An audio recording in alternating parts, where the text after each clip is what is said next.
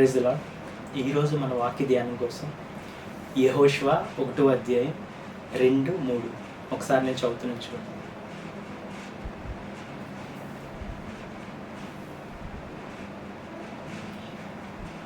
నా సేవకుడైన మోషే మృతి నొందెను కాబట్టి నీవు లేచి నీవును ఈ జనములు అందరూ ఈ యొర్దాను నది దాటి నేను ఇశ్రాయేలీయులకు ఇచ్చుచున్న దేశమునకు వెళ్ళుడి. నేను మోషేతో చెప్పినట్లు మీరు అడుగుపెట్టు ప్రతి స్థలమును మీకు ఇచ్చుచున్నాను. యాక్చువల్లీ ఇక్కడ దేవుడు ఏంటంటే మోషేకి ఆల్రెడీ చెప్పాడు, మీరు అడుగుపెట్టు ప్రతి స్థలం కూడా మీకు నేను ఇస్తాను. సో మోషే చనిపోయిన వెంటనే యెహోషువతో కూడా ఆ మాట చెప్తున్నాడు దేవుడు, నీవు అడుగుపెట్టు ప్రతి స్థలం కూడా నీకు నేను ఇస్తాను. అయితే అలా చెప్పినంత మాత్రాన యెహోషువ అడుగుపెట్టే ప్రతి స్థలం కూడా ఆయన వెళ్ళిపోయి స్వతంత్రించేసుకోవాలి అని కాదు. యాక్చువల్గా మీరు అడుగుపెట్టే స్థలం నేను ఇస్తాను అని అది ఏంటంటే దేవుని చిత్తం, అది ఇవ్వడం దేవుడి చిత్తం. కానీ ఎలా ఇస్తాడు దేవుడు అనేది ప్రతి స్థలానికి వాళ్ళు చేసిన ప్రతి యుద్ధానికి ఒక్కొక్క యుద్ధ తంత్రం దేవుడే చెప్పాడు అన్నమాట. సో ఏంటంటే దేవుని చిత్తం వేరు, ఆ చిత్తాన్ని స్వతంత్రించుకోవడానికి దేవుడిచ్చే ఉపదేశం, లేదంటే దేవుడిచ్చే తంత్రం, దేవుడిచ్చే యుద్ధ తంత్రం, లేదంటే దేవుడిచ్చే స్ట్రాటజీ వేరేగా ఉంటుంది అన్నమాట. సో మనం దేవుని మాట విన్నంత మాత్రాన మనం ఏంటంటే దాన్ని మనం స్వతంత్రించుకోలేము. ఆ మాటను స్వతంత్రించుకోవడానికి కొన్ని సూచనలు ఉంటాయి, కొన్ని ఇన్స్ట్రక్షన్స్ ఉంటాయి, కొన్ని స్ట్రాటజీస్ ఉంటాయి, కొన్ని నియమాలు ఉంటాయి. అవి కూడా మనం దేవుడు మాట ఇచ్చిన తర్వాత వాటిని వింటూ ఉండాలి. మనం అబ్రహాము జీవితంలో చూసుకున్నట్లయితే అబ్రహాంకి షారాకి ముగ్గురు దేవదూతలు లేదంటే ముగ్గురు అతిథులు వచ్చి వారికి చెప్తారు, మీరు బిడ్డని కంటారు. దేవుడు వారి చేత వాక్కుని పంపిస్తారు. అయితే అంత మాత్రాన వారికి వెంటనే ఏం చేయలేదంటే ఇషాకు పుట్టలేదు. తర్వాత చాలా విషయాలు దేవుడు వారిని సరిదిద్ది వారు చేయాల్సిన విషయాలు చెప్పాడనమాట. అవి చేయాల్సిన విషయాలు వినకే షారా ఏం చేసిందంటే ఇస్సాకు పుట్టకముందు తను ఏమైంది, తొందరపడిపోయి హాగర్ని అబ్రహాం యొద్దకు పంపించింది. సో దేవుని మాట, దేవుని వాగ్దానం మనం పొందుకోవడమే కాదు, ఆ వాగ్దానాన్ని స్వతంత్రించుకోవడానికి గల దేవుడిచ్చే సూచనలు కూడా మనం ప్రతిదినం ఆ వాగ్దానం నెరవేర్పు వరకు కూడా మనం ప్రతిరోజు వింటూ ఉన్నాం. అలాగే ఇక్కడ యెహోషువకు చూసుకున్నట్లయితే మీరు అడుగుపెట్టు ప్రతి స్థలం నేను ఇస్తానని చెప్పినప్పుడు దేవుడు వీరు ఎరికో మీదకి వెళ్ళిపోలేదు. దేవుడిచ్చే తంత్రాన్ని, దేవుడిచ్చే స్ట్రాటజీని, దేవుడిచ్చే సూచనని ఎరికో మీద యుద్ధానికి వెళ్ళినప్పుడు ఫాలో అయ్యారు. ఎరికో కన్నా ముందు యోర్దాను నది దాటాల్సినప్పుడు దేవుడు ఏం చెప్పాడంటే మీరు నిబంధన మందసమును పట్టుకుని ముంద ఆయన ఎవరైతే ఆయనకి ఆలయంలో సేవ చేస్తుంటారో, పరిచర్య చేస్తుంటారో లేవీలు, వారు అడుగు పెట్టిన వెంటనే యోర్దాను విడిపోతుంది, అప్పుడు మీరు దాని గుండా నడిచి వెళ్ళొచ్చు అని చెప్తాడు.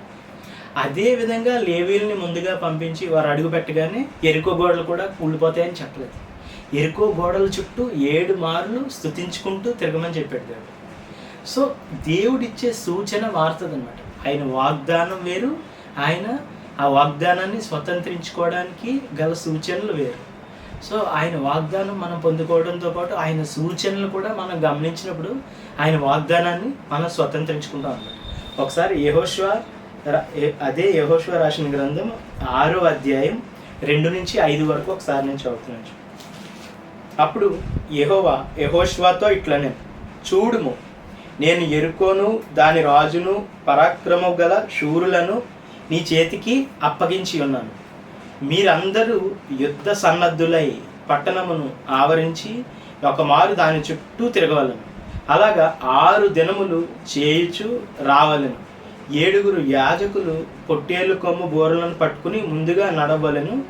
7వ దినమున మీరు 7 మార్లు పట్టణమునకు తిరుగుచుండగా ఆ యాజకులు బోరలు ఊదవలను. మానక ఆ కొమ్ములతో వారి ధ్వని చేయుచుండగా మీరు బోరల ధ్వని వినినప్పుడు జనులందరూ ఆర్భాటముగా కేకలు వేయవలను. అప్పుడు ఆ పట్టణ ప్రకారము కూలును గనుక జనులు తమ ఎదుటకి చక్కగా ఎక్కుదురు అని. ఇక్కడ చూడండి, దేవుడిచ్చే సూచనలు చాలా వ్యత్యాసంగా ఉన్నాయి. మొదట ఏం చేయమనంటే యుద్ధ సన్నద్ధులై మొదటి రోజు తిరగమని చెప్పాడు. అలా 7 రోజులు తిరిగిన తర్వాత 7వ రోజు 7 సార్లు తిరగమని చెప్పాడు. సో వారి శబ్దం చేసినప్పుడు ఆ శబ్ద ధ్వనికి ఆ కోట గోడలు కూలుతాయని చెప్పాడు. ఇన్ని ఇన్స్ట్రక్షన్స్ ఉన్నాయి. ఆయన నువ్వు అడుగుపెట్టు ప్రతి స్థలం నీకు ఇస్తానని చెప్పినప్పుడు వీరు అడుగు పెట్టిన వెంటనే ఆ స్థలం వీరికి ఇచ్చేయాలి దేవుడు. కానీ ఏంటంటే అలా కాకుండా దాని నెక్స్ట్ ఇన్స్ట్రక్షన్స్ కూడా దేవుడు చెప్తున్నాడు, ఉపదేశం కూడా చెప్తున్నాడు. సో ఏంటంటే దేవుని చిత్తాన్ని కనుగొనడం ఎంత ప్రాముఖ్యమో ఆ చిత్తాన్ని మన జీవితంలో సార్థకం చేసుకోవడం, లేదంటే ఆ చిత్తాన్ని మన జీవితంలో నెరవేర్పులోకి జరిగించుకోవడం, ఆ వాగ్దానాన్ని స్వతంత్రించుకోవడం కూడా చాలా ప్రాముఖ్యం. ఆ స్వతంత్రించుకోవడానికి కొన్ని స్ట్రాటజీస్ ఉంటాయి, ఉపమానాలు ఉంటాయి, వాటిని కూడా మనం కనిపెట్టాలంట. మరియ జీవితంలో కూడా చూసుకున్నట్లయితే దేవదూత వచ్చి నువ్వు ఇలాగా లోకరక్షకుణ్ణి నీ గర్భంలో మోస్తావు అని దేవదూత చెప్పినప్పుడు అది దేవుని చిత్తం. అయితే ఆ చిత్తానికి తను అడుగుతుంది, ఇది ఎలా సాధ్యమో అని అడుగుతుంది. అంటే ఎలా జరుగుతుంది అని అడుగుతుంది, ఆ స్ట్రాటజీస్ అడుగుతుంది, ఆ ఇన్స్ట్రక్షన్స్ అడుగుతుంది, అది జరగడానికి నేనేం చేయాలి అని అడుగుతుంది.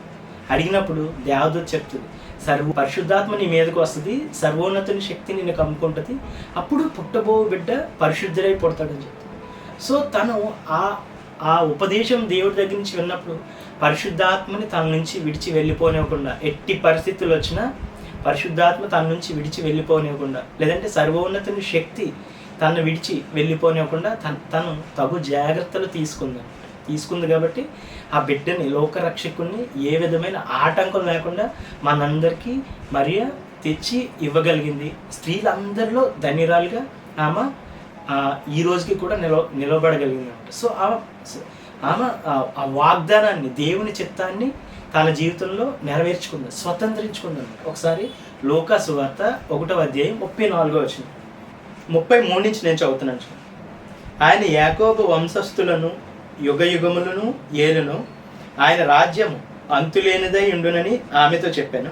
అందుకు మరియా, నేను పురుషుని ఎరుగని దాననే, ఇది ఎలాగ జరుగునని దేవదూతతో అనగా, దూత పరిశుద్ధాత్మ నీ మీదకి వచ్చును, సర్వోన్నతుని శక్తి నిన్ను కమ్ముకొనును, గనుక పుట్టబోవు శిశువు పరిశుద్ధుడై దేవుని కుమారుడు అనబడు.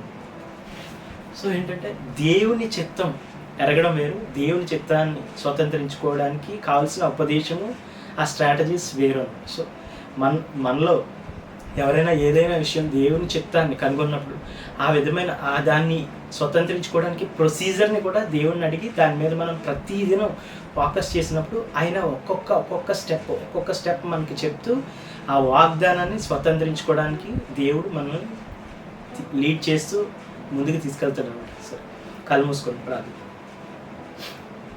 పరలోకమందున్న అయ్యా, నీ మాటను బట్టి ఉన్నాడు ప్రతిదినం తండ్రి, అయ్యా నీ వాక్కుని పంపిస్తున్నందుకు అన్నారు అయ్యా తండ్రి. మాలో మేము అనేకులం దేవుని చిత్తాన్ని గ్రహించాం ప్రభు, కానీ దాన్ని స్వతంత్రించుకునే తండ్రి అయ్యా ప్రతి ఉపదేశాన్ని కూడా తండ్రి మేము ప్రతిదినం గ్రహించి తండ్రి మా వాగ్దానాన్ని స్వతంత్రించుకునే దిశగా తండ్రి మమ్మల్ని నడిపించమని అడుగుతున్నాము.